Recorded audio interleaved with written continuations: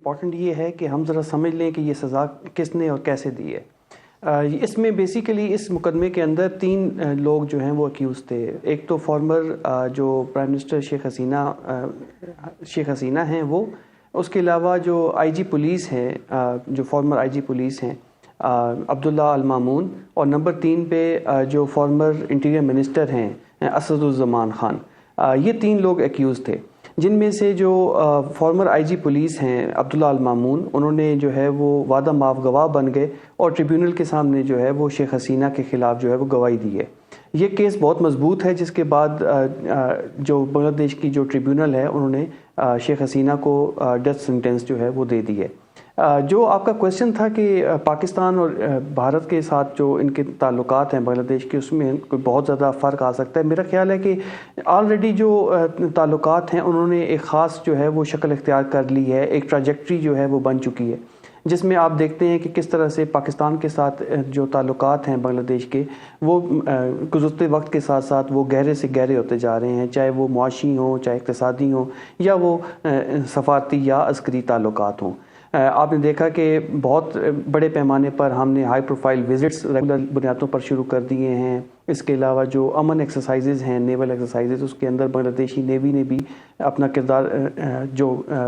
ہے وہ ادا کرنا شروع کر دیا ہے اور پارٹیسپیٹ کیا ہے۔ جہاں تک بھارت کے ساتھ بنگلہ دیش کے تعلقات کا سوال ہے تو میرا خیال ہے کہ وہ ٹریجیکٹری بھی کافی حد تک ایک واضح ہو چکی ہے۔ ایک مسٹرسٹ کا ایلیمنٹ بہت حد تک ہمیں دیکھنے کو نظر آ رہا ہے۔ دونوں ممالک کی جو معاشی تعلقات ہیں وہ کافی حد تک ڈاؤن گریڈ ہوئے ہیں۔ ایک دوسرے کے اوپر نہ صرف یہ کہ الزامات لگائے جا رہے ہیں، بلکہ اسپیشلی جو بھارت نے ایک پروپیگنڈا شروع کیا ہوا تھا بنگلہ دیشی حکومت کے خلاف، اور وہاں پہ جو جس طرح سے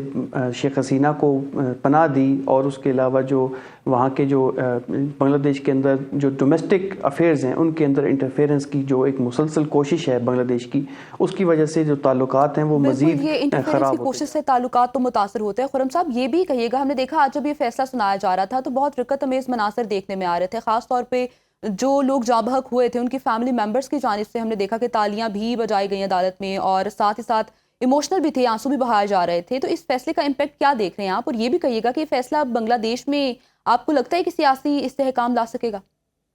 دیکھیں، یہ بہت بڑا امپیکٹ ہے پولیٹیکل سیناریو کے اندر، ڈومیسٹک پالیٹکس پہ۔ 1400 لوگ جو ہیں وہ اس کے اندر جو ہے وہ ہلاک ہوئے تھے، اور اگر آپ جو ابھی انیشلی جو سزا کا تعین کیا گیا ہے اس کے اندر نہ صرف یہ کہ شیخ حسینہ کو نہ صرف یہ کہ وہ ٹھہرایا گیا ہے ملزم کہ انہوں نے ان ایکشن کیا ہے گورنمنٹ کے اندر رہتے ہوئے، بلکہ اور ڈائریکٹ آرڈرز دیے ہیں جو کہ بہت زیادہ خوفناک ہے۔ اور آپ نے بالکل صحیح کہا کہ ایک دردناک قسم کے مناظر بھی دیکھنے کو ملے، کیونکہ جو فیملیز تھیں ان 1400 لوگوں کی، نہ صرف وہ بلکہ جو اسٹوڈنٹ لیڈرز تھے اور جو اسٹوڈنٹس تھے، وہ لارجلی جو ہے وہ چاہ رہے تھے کہ کچھ اس طرح کی سزا ضرور سنائی جائے۔